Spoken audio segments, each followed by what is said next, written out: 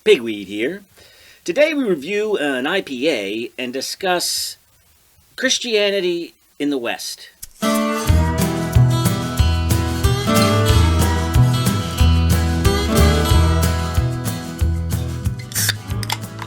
Hello and welcome to Beer and Conversation with Pigweed and Crow Hill. Good evening, Crow Hill. Good evening, Pigweed. What is on your mind? Well, I was in Baltimore, and I wanted to find a local brewery. So I was looking up where I was, and I found this place called the Ministry of Brewing. Okay. And I went down to the Ministry of Brewing, which was this little brew shop in an old church.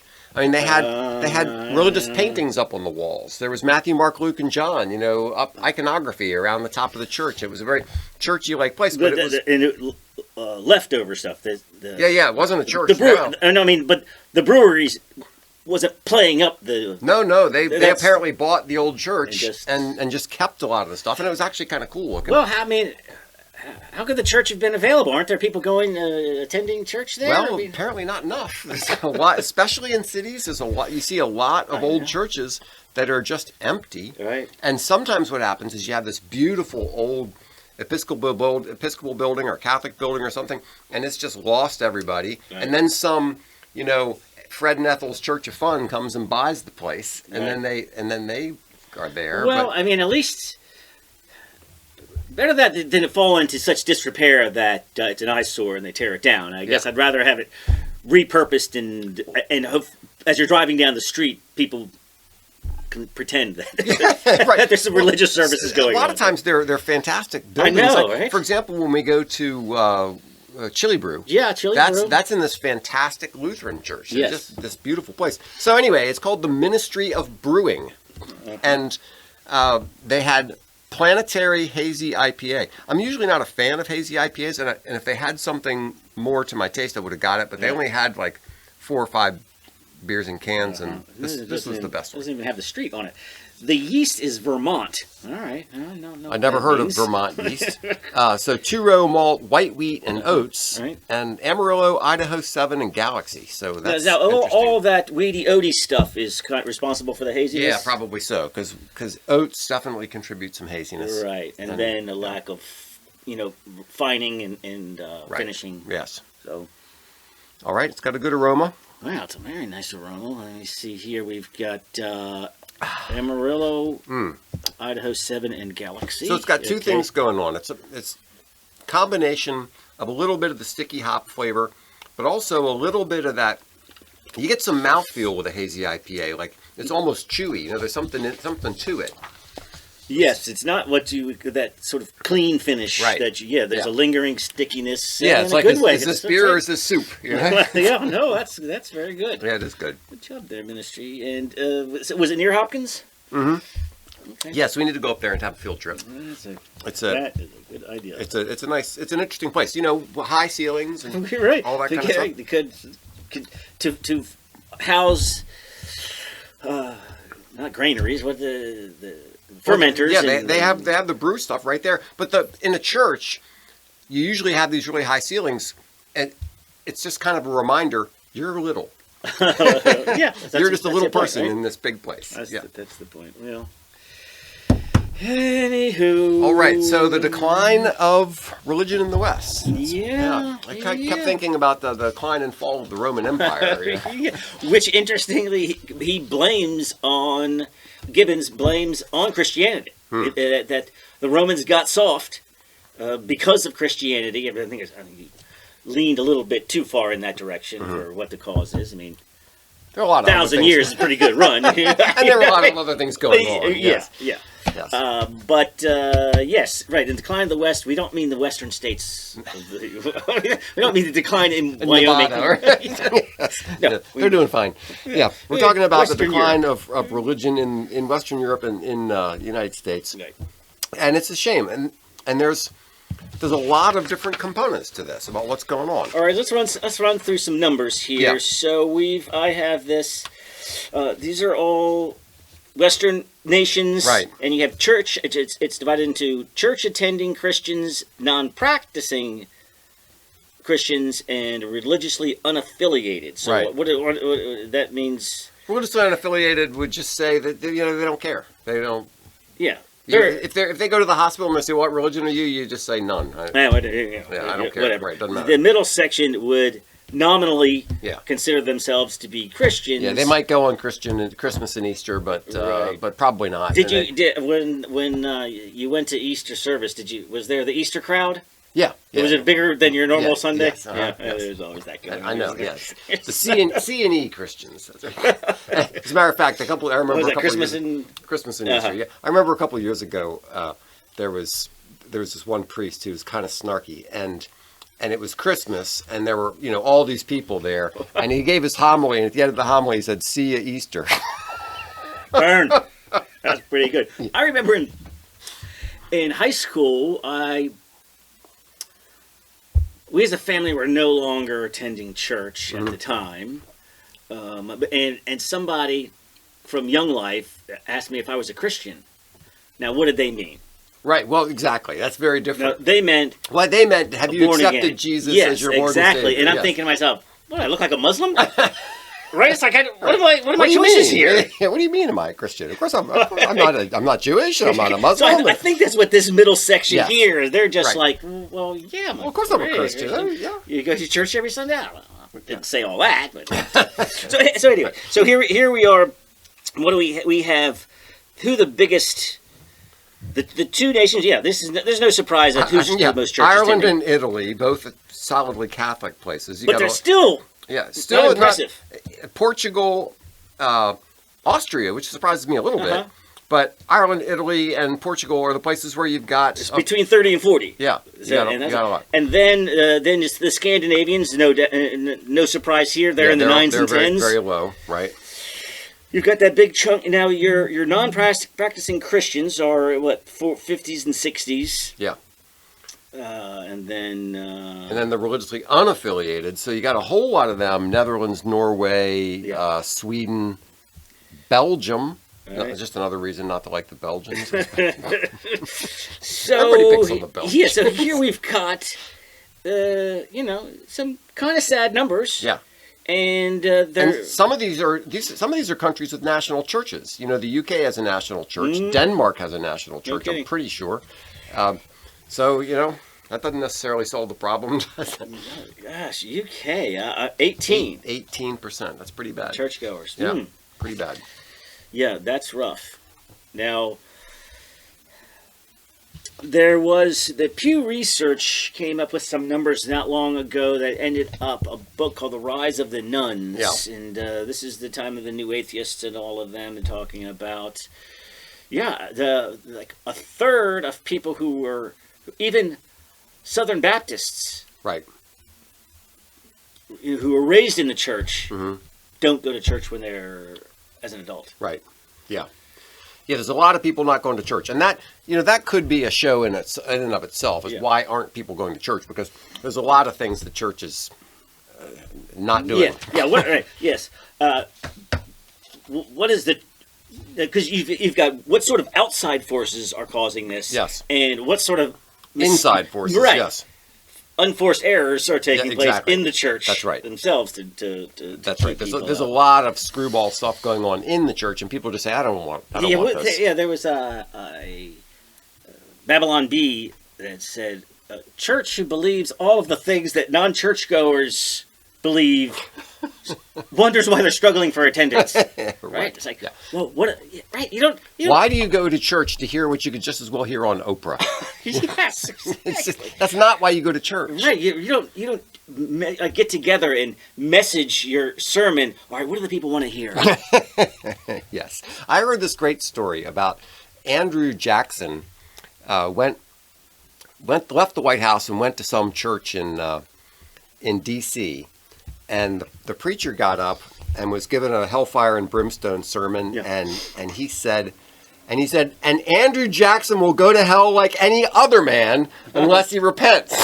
Yeah, see? And then afterwards, that's a church with balls. Andrew Jackson went up and shook his hand and said, "I wish I had, men with your courage in my administration." Okay. Yeah.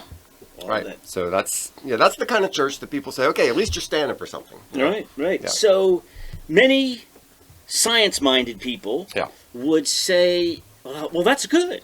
right? I mean, isn't it good to have fewer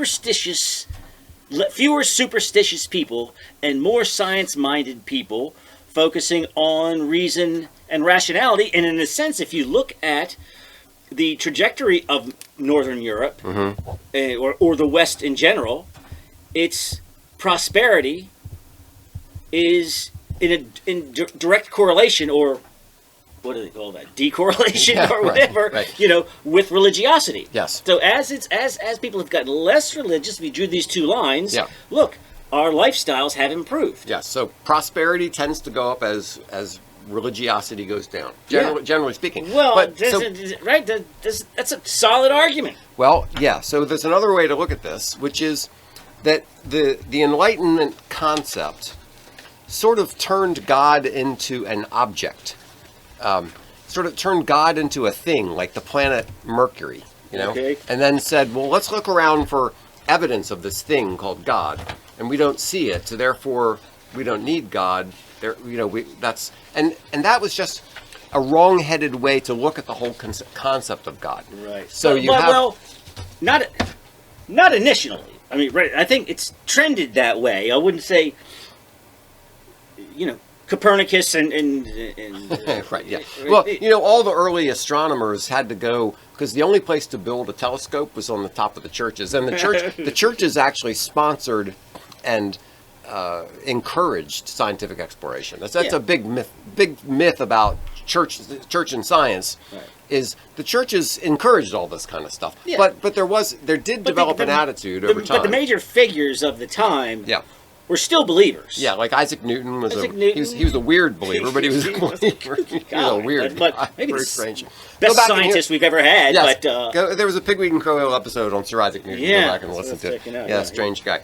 But yes, so there were a lot of believers early on in the Enlightenment, but there became this. But it had laid the foundation for what you'll later see. Yeah, and I think the foundation that it laid was viewing the whole question of religion and God and church and everything else, putting it in the same sort of category as scientific exploration. Right. And that was the fundamental problem that caused the sort of decline that we see, where people are now thinking of God as an object, or, like, for example, is God in the same category as Santa Claus and the Tooth Fairy, or is God in the same category as, math and the laws of physics? Exactly. Yeah. So when you put God in the same category as Santa Claus and the Tooth Fairy, you're going to get one kind of an answer. Or you ask, is God real the way that this microphone is real? Yeah, exactly. Well, no. So so he's not real then. Yeah. Discussion's over. Exactly. That's the kind of problem you run into. Right. Exactly. Right. So in the New Atheists, Daniel Dennett, Sam Harris, Dawkins, Dawkins. Right. I was a big fan of those guys. Yeah. And here we've got Sam's book. I think this is 2005. Yes, 2005. The End of Faith articulates the dangers and absurdities of organized religion so fiercely and fearlessly. Right. So the idea. So the name of the title of the book is The End of Faith: Religion, Terror, and the Future of Reason. He trying to argue that we can reason our way to morality. Yes. A morality, reason-based morality that will replace the superstition-based morality. Yes. And I was all in. Mm-hmm. But I think it's one of those things where you're all in because you want it to be true. Yes. Not because it actually is true. Yeah. Yeah. So there is a big problem. And gosh, I love the idea. Yeah, sure. Wouldn't it be lovely if we could create a society based on something that was accessible to everybody? Yeah. Logic and reason, and if we could all just reason our way into the perfect thing. But that's just, nothing works that way. And that's not the way human society functions. No, it's not the way human society functions. How about a guide to spirituality without religion? This is also another Sam Harris. Yeah. Well, he's really into meditation. Right. So he's like this neuroscience and psychology. Mm-hmm. all working. Yeah, okay, Yeah, I I'm like all that. for all that stuff. I mean, I like all the research that like John Vervaeke does on this kind of topic, and there's some other people who are doing really interesting studies into the intersection between science and religion, and it's fascinating stuff, and I love it. It's very interesting, but don't coming to the conclusion that you can therefore, through reason, replace religion. That's sort of that's what we're getting from the Enlightenment. That's sort of the end of the Enlightenment. Jordan Peterson recently said the Enlightenment experiment has failed and it's over. Oh. The Enlightenment experiment was we can figure everything out by reason and create a just society and replace God and all this kind of stuff. And he's saying it's over. It's clearly wrong. Now we have to move on and figure something else out. Right, but I think that is the inevitable arc of the Enlightenment. Yeah. Originally, it was God gave us reason to help us make sense of the world, and even to get to know Him better. Yes, and that's the original. And that's the attitude you see in a lot, like Thomas Paine and these other writers around the time of the American Revolution. You see a lot of this very rational approach to religion because God gave us reason so that we could figure these things out. Yeah. And you have the rational Bible and other things coming out at that time. So yes, you're right that early on the intent was they weren't attacking God. They were saying God gave us reason, but we're going to kind of reject all the things that we can't find a reason for. Yeah, and that's where we've gone south. Yes. And so back to wanting things to be true. It seems like that's the way with most liberalism. It's like, contrary to the facts, or without even or otherwise, without knowing what the consequences are going to be. Yeah. I like this idea. I like if we get rid of police and prisons, crime will go down. I love the idea. Yeah. Right? Wouldn't that be nice? If that were. Yeah. Yes, but it flies in the face of the real world. Yeah. It reminds. There's a lot of even from each according to his ability and to each according to his. It's not a terrible idea. No, sure. It sounds nice. As long as you say. So as long as nobody abuses the system, okay, which is pretty much everybody. Which is every time, everybody, every time. Every time. So it's wanting the idea where when you look at religion is the time-tested history of how we interact since forever. Yeah. And now reason has gotten in the way, and you're like, well, why can't we do completely the opposite thing? And have it work out even better. Probably will be better. Based on what? You have nothing. And then it falls on its face. And the thing is, you won't... Hopefully we'll get to some point here soon where we'll go, you know what? That whole religion thing wasn't so bad after all, was it? Yeah. So the idea that you're able to reason yourself into the... kind of reminds me of the situation where a kid comes to a parent and they... why?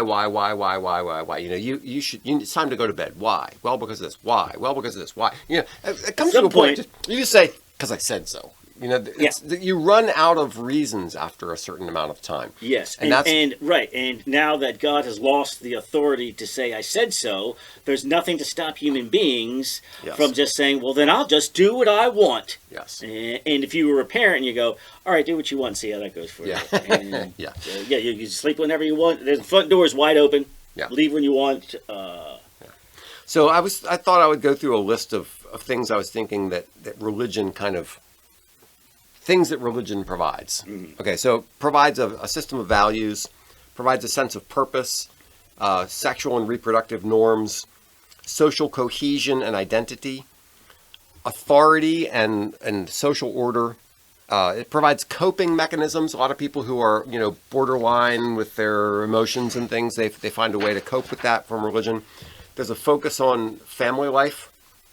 And there are social support systems, especially for young families. Religions, a lot of times if you're active in a church and somebody's going through a hard time, the church people will come together and make you meals and do other kinds of things. Right. So religion does a lot of those kind of things. And somebody like Sam Harris could come along and say, well, why can't, rationality do this? Well, okay, Sam, where is it happening? Yeah. Where? Yes, certainly it could. So you want to build, you think that you can build a rational, skeptical community to provide all of those things. Mm-hmm. I mean, theoretically, try. There's nothing. There's nothing stopping you. Right. where is it being done? Yes, it's not being done. And the thing is, all those things are incredibly valuable things for society, and religion is the driving factor behind them. And when religion declines, you lose all this stuff. You lose the sense of purpose. You know, why do we have so many more suicides? Why do we have people feeling like they're lost and don't know what's going on? Well, yeah. All right. Well, let's hold on. Before we do that, remember the show we did on the evolutionary psychology rationale for religion? Yeah. Like why? Let's say that there is. Why did it happen in the first place? Yeah. Why did it happen in the first, and why did it happen absolutely everywhere? Yes. I think if you go back far enough, there would be competing societies. Yeah. Right? When you're and when this idea of religion popped up in those first societies, those societies and outcompeted the other societies. I remember you talking to me about the ideal man, right? So there's somebody who's the leader in your tribe. Yes. And he has certain traits which makes him the leader. Yeah. Which how's it go? Like you tend to believe that there's an ideal version of that. So I like to try to explain this from the perspective of a wolf. Okay. So imagine, because when you think about evolutionary psychology, you have to kind of get out of your modern mindset and all the things you know. When you think about primitive people, let's just think about a wolf instead. Right. So with wolves, you've got a leader of the pack, right? And the wolves follow that leader, but they also know that that leader is supposed to be a certain way, right? So the wolf has two things in his mind at the same time. Right. There's a reason he's the leader. Yes, right. So, but he has two things in his mind at the same time. On the one hand, that's the leader that we have, but he's a leader because he conforms to this concept of leader, right? Yes. And once he stops conforming with that concept of leader, it's time for a couple of the rest of us to take him out. And have a new leader, right? So the wolf has two things going on in his mind at the same time. Here's the practical guy that we're following right now, but he also has this almost like an archetype in his mind. Obviously, I'm personalizing the wolf to a ridiculous extent, but he's got this archetype in his mind of what a leader is supposed to be that he applies as a judge against a particular leader, so that if he gets out of line, we take him out and we replace him. So there's a concept of leaderness, in a kind of Platonic way. Exactly. There's something like that built into the psychology of the wolf.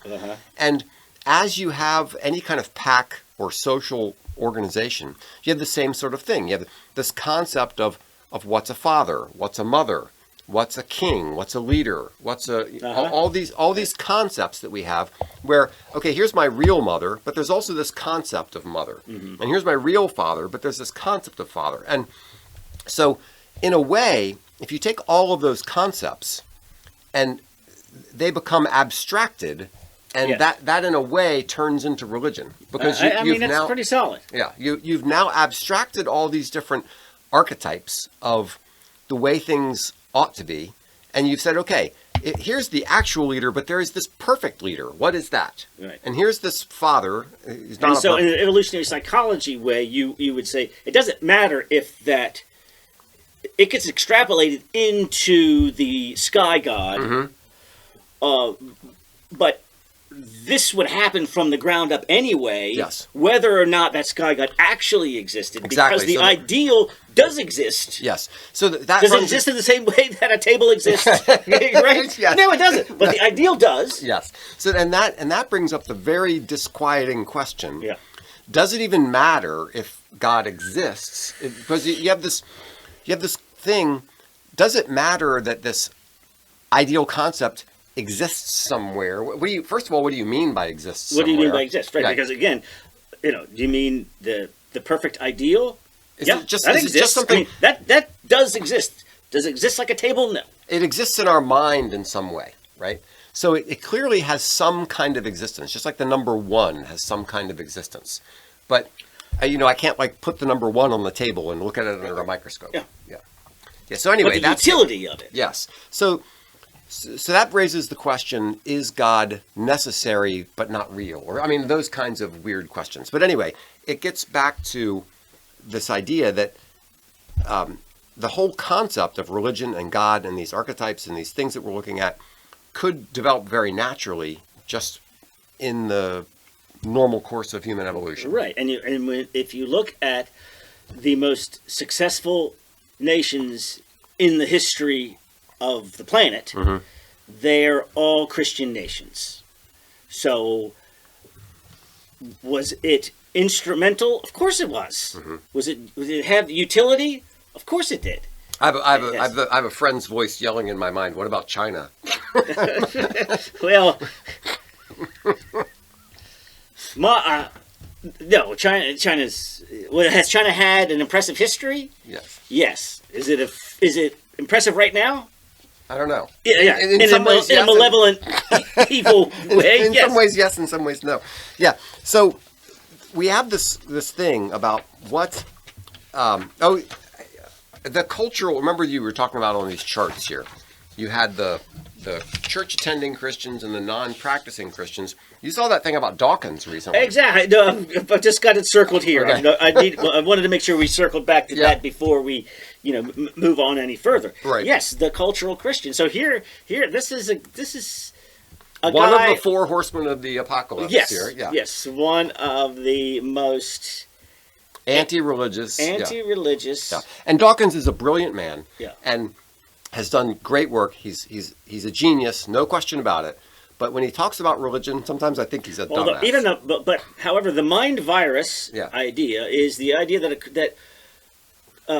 that religion is so valuable to the development of a society that it would spread like a virus. Yes. It's not a bad. That's a solid analogy. Well, so that's the origin of the concept of the meme. We think of memes as those little pictures. No, he invented the meme. He invented the meme, yes, and he didn't mean these little pictures that yes, cute jokes on Twitter. That's not what he meant. The original concept of the meme was something like a gene. Like a gene gets propagated through a creature because it succeeds. It's helpful and adaptive. Yes, and a meme would be a mental idea that does the same thing. Yes, it's a brilliant idea. Yeah, it is. Yeah. But I think the problem is that to suggest way too early that it's outgrown its usefulness. Yes. And so, you know what? It needs to die off. And because it's already served its purpose, it's created the Great West. Yeah. But really, do we need it anymore? Well, let's just see. So he calls himself a cultural Christian. Yes, because he says if he had to choose between Christianity and Islam, he would choose Christianity every time. Yeah, he loves the churches. Do I want to get rid of the churches in the beautiful country parish and Christmas and Christmas hymns and hymns and stuff. Yeah. I mean, when Marx was kicked out of Germany and lived in England, he went to church. He says, "Well, it's the only place you could hear great Bach." So so he still recognized the beauty and the environment and the music. Yeah. And he's like, but the question is, can you have Christianity without Christians? Right. Yeah, and the answer seems to be pretty clearly no. No, I mean, churches are declining. How long can you enjoy the beauty of a flower once you've ripped the roots out of it? Yes. Right? Exactly. So this idea that I get that, and so it sort of goes back to the earlier thing I said about high school as a Christian. Well, of course I'm a Christian. Yeah.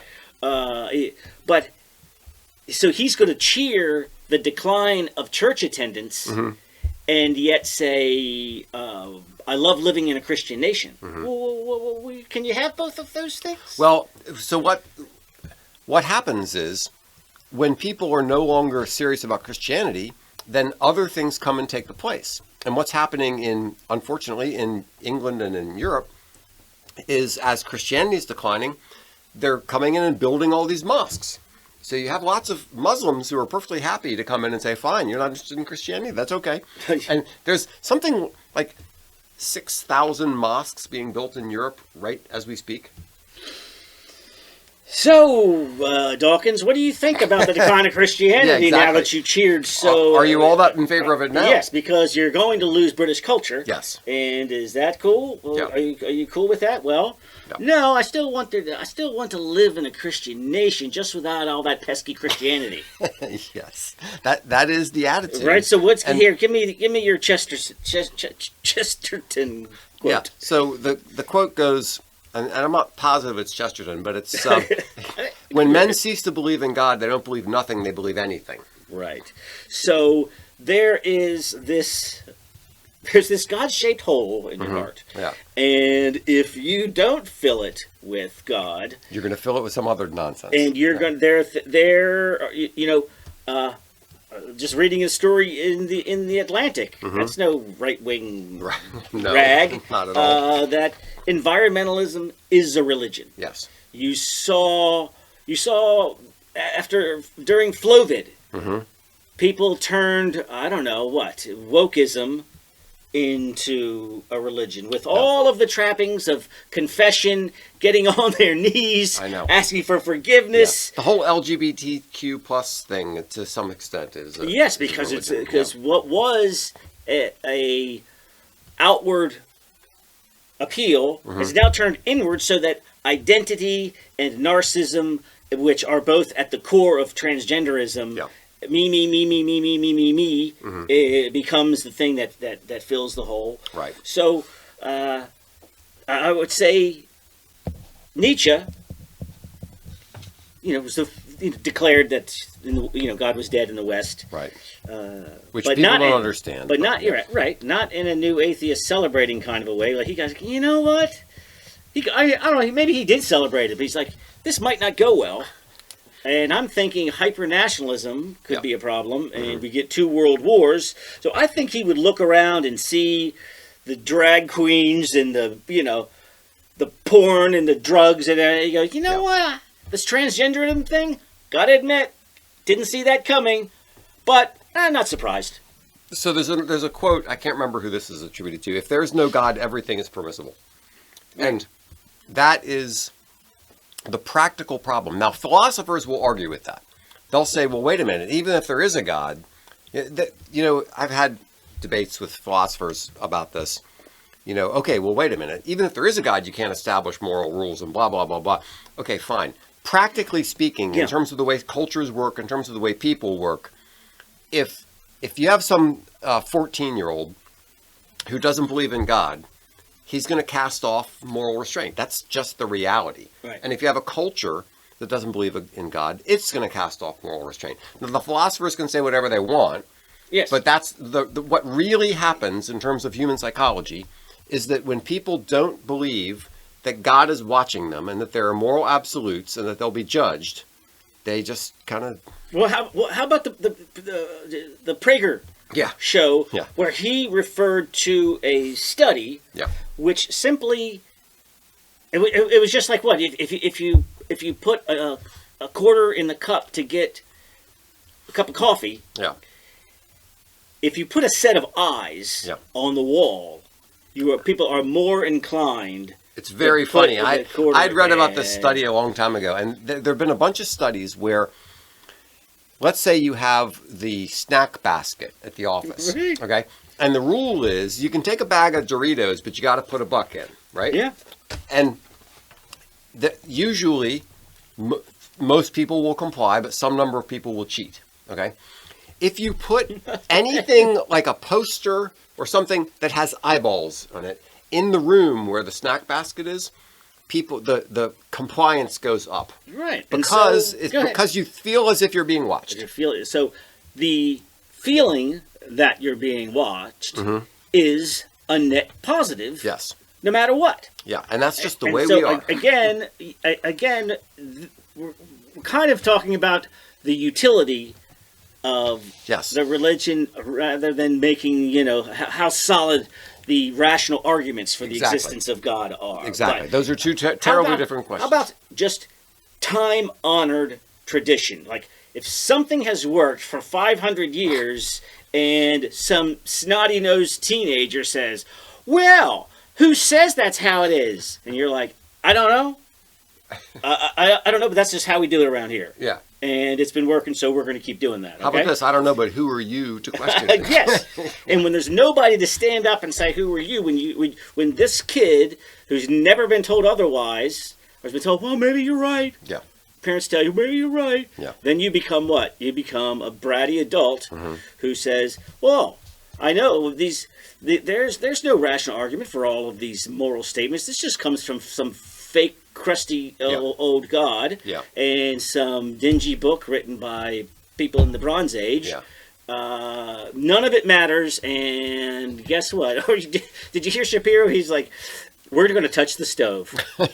Yes. We just told you don't touch the stove. Well, I'm touching it, and I'll just keep touching it because you can't tell me otherwise. So I'm going to throw. So what? How badly do you have to get burned before you? Maybe they were right after all. Yeah, I'm going to throw a little bit of a curveball in here. In that we blamed the Enlightenment a little bit in the sense of the Enlightenment said that if you have to have a reason for everything.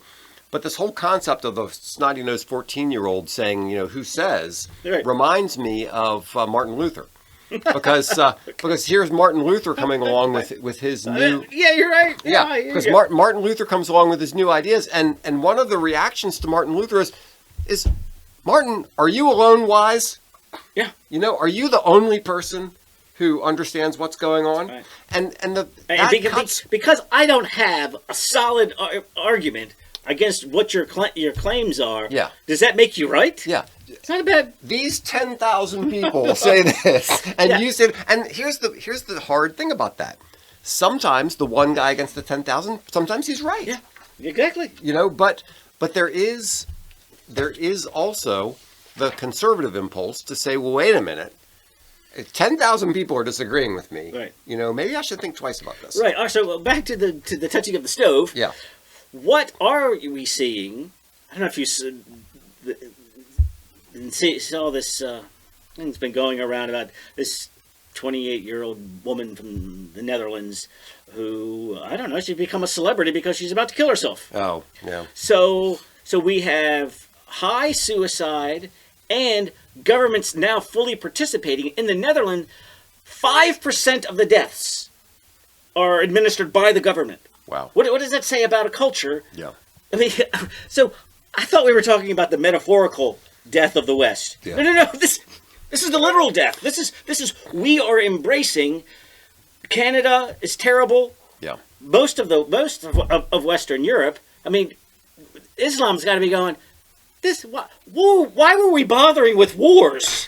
This is easy. I know. Just let them destroy themselves. We'll just walk in, encourage euthanasia and abortion, and sooner or later this place will be ours. When John Paul II was in the end of his papacy, and he was clearly suffering and not doing well. Yeah. And I remember at the time thinking, it would really be better if he resigned and let somebody else take over.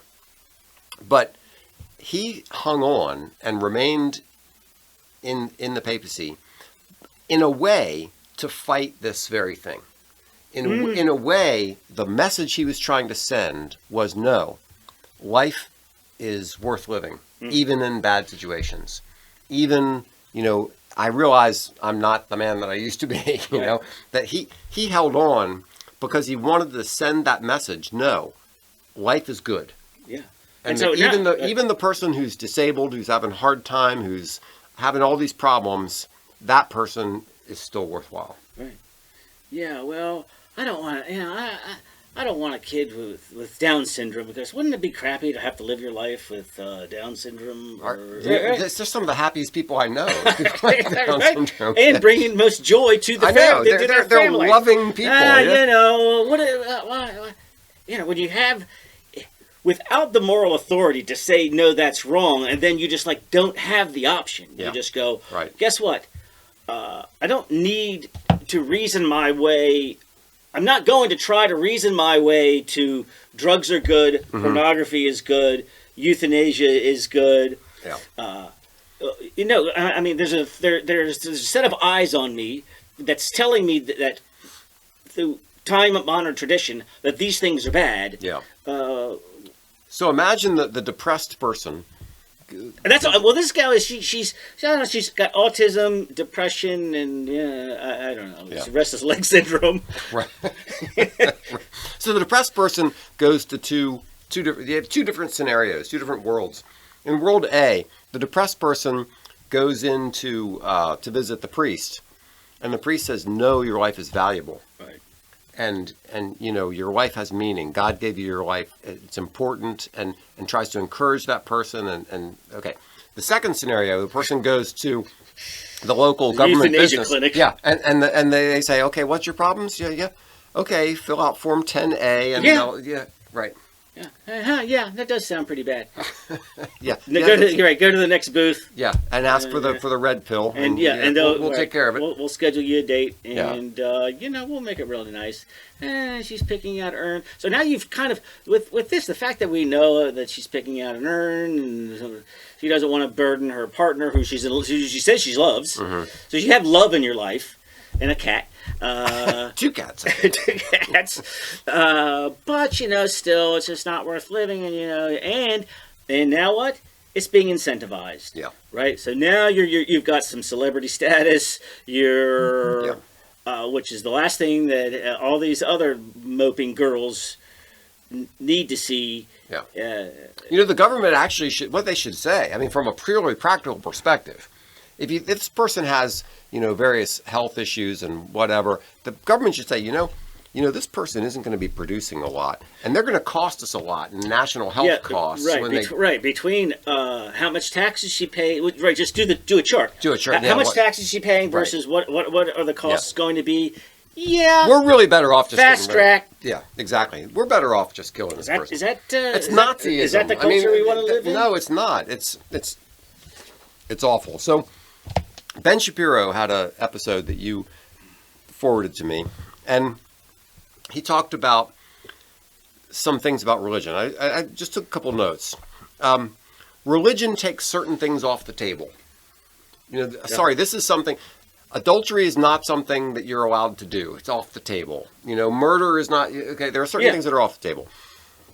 Religion provides a social network that shames people into submission. And I would tie this together with religion steps in when you want moral obligations upheld, but you don't want the government enforcing them. Right? Like, there are things like, no, you should not be viewing pornography. But do you want the government enforcing that? No, you should not be using the N-word. Cheating on your wife. Yeah. But do you want the government enforcing that?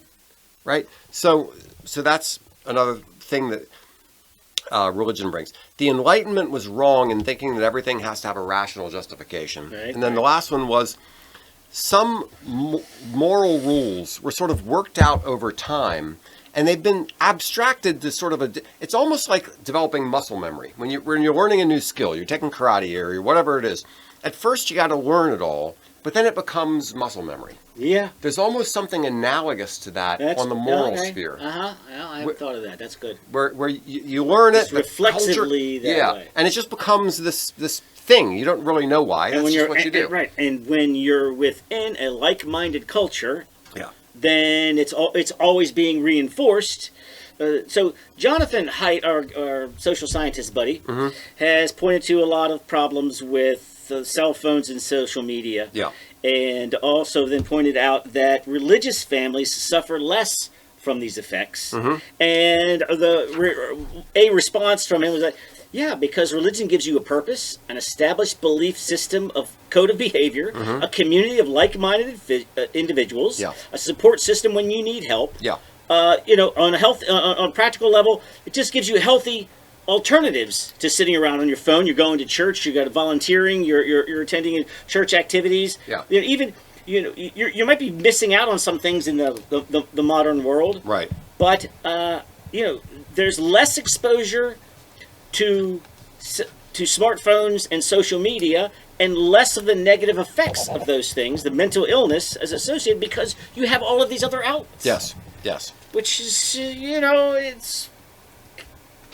A long time ago, we did a show on some of the arguments for the existence of God. Yeah. And our conclusion was the arguments are kind of crappy. They weren't that good. They really aren't that good. But there's another argument that Dennis Prager likes to make, and it's an argument that has become more and more convincing to me. And I think that Jordan Peterson is coming to. Yeah. So the argument goes like this: without God, everything goes to shit. Right? Yeah. And that seems to be observably true in cultures, in individual people. It's just true that without God, things fall apart. Now, does that mean that God is real? I don't know, but maybe it just means God is necessary. But it's an interesting argument that what we see from the decline of religion is not good. If you promote religion without believing, is there something cynical and manipulative? Like the Bene Gesserit? Like the Bene Gesserit? Yes, it is cynical and manipulative, but so there's two different, I guess you can look at this. I find it uncomfortable. Yes. Yes, me too. To not be all in on these belief aspect and being all in on the social value aspect. Yes, it is. It goes on. The Bene Gesserit are these from manipulative. Dune, Exactly. Sorry. Yes. From Dune, are these manipulative women who use religion as a way to promote their agenda, and you think, come on, that's not right. You shouldn't be doing that. But what if? But not in a selfish and self-serving way. Yes. They really do believe that this is going to be for the greater good of humanity. Yeah. And let's just say it is. So Yeah. go ahead. So then, okay, so that's one perspective, this sort of manipulative meddling. Another perspective is you've got some guy, you have Jonathan Haidt becomes the president of the United States, and he's not a believer, Right. okay? But he knows the positive impact of religion, so he promotes religion because he realizes it has a good social effect. He's supposed to be the leader of the country, and he realizes this is good for everybody, so fine, I'll encourage church attendance or whatever. Here, let me give you a couple of names, and you tell me if you think that in their heart of hearts, they're deeply religious people. Okay. Ronald Reagan, Rush Limbaugh, George Will, Yeah. Donald Trump. No, I don't think any of them are. Right? I But don't, they're all pro-church. yes, they're all pro-church, and that's a great way of looking at it. I'm not sure. I mean, Rush Limbaugh, was he on his fourth wife when he died? I don't remember him ever. I mean, he supported churches. He Yes. never talked about church attendance. He Yes. never talked about his religious faith. Yes. But he was very pro-church, and Ronald Reagan too. I'm not sure. I'm not sure. I think Bill Clinton went to church far more than Ronald Reagan did. But so there is this concept of just the social benefit of religion, and it's dying, and we're seeing the consequences. We're seeing more suicides. We're seeing more mental illness. Drug use. We're seeing more drug use. Did you see the interview with AMLO, the president of Mexico? Yeah, right. So mostly it's BS. I don't believe half of what he said. Yeah. But they don't have they have all the drugs in the world. Mm-hmm. All the drugs from South America are sitting in Mexico, getting ready to come across the border, and they don't have the drug problem that we have. Yeah. And he's like, because it's church and family, and I mean, granted, the greater the risk, the greater the reward. The Yeah. drugs are worth more here. Yeah. But you're telling me that there aren't plenty of people who would be willing to take less risk and less reward and sell plenty of drugs if the market was there. When Miss Pigweed came here, I asked, I'm got my liberal college buddies, parties, and there's some things going on. Yeah. And she said she didn't know anybody Really? who used drugs, who smoked pot. Wow. Yeah. And I'm like, all of this came through your country. I know. Yeah. So, I mean, he's got a point. Yes. Right? Yeah, he does have a point. Well, And it's sad. It's very sad. yeah, that he- and the Chinese are helping it right along with their own Yeah. motivation. Right. So there is There's there's something. There's a hole something to it. somewhere in the most prosperous country in the world, or just United States in the West. Yeah. What is this? What is this hole that we're filling with drugs and porn, etc.? And- Well, it's the hole left by the exit of religion, I suppose, And maybe Or other things Christianity. too. I mean, I don't want to say that it's all religion, because there's also just family. There's also tradition.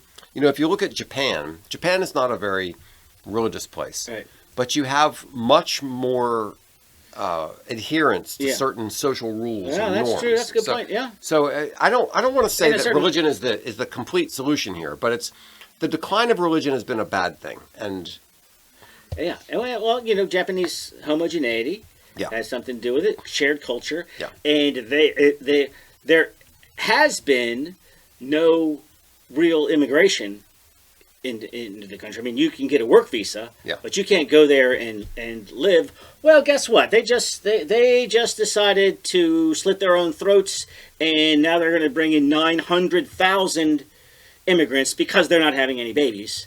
And there's already Muslims tearing down temples are you kidding and me? throwing tantrums in Japan because it's not welcoming enough to Islam. Oh my gosh. So welcome to the West, Islam- Japan, and cut your own throat. So yes, so originally the name of this topic was what happens to societies when they lose religion, and then I said let's just do what happens to the West when it loses Christianity, Right. Because otherwise you could just make the argument, well, if Christianity, if you're just talking about religion broadly, just replace Christianity with Islam and you'll be fine. Yeah.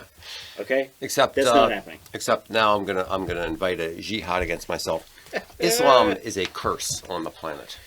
Yes. Islam is disgusting. And, Yes, it does. Right. Dawkins is like, if you're gonna make me choose, right? And I love the Hitch. The Hitch wrote God is not great. Religion poisons everything it touches. Yeah. However, if you pushed him a little bit, his real problem was with Islam. Yeah, Islam. Right. I know. So, As it ought so to be. like my quality of life. This is quality of living ranking by Mercer does this every year. So there is in this what I have the top 56 cities in the world. If Western Europe and the Anglosphere, meaning England, United States, Canada, New Zealand, and Australia, Right. you have Singapore coming in at 29, and you have Tokyo coming in at 50.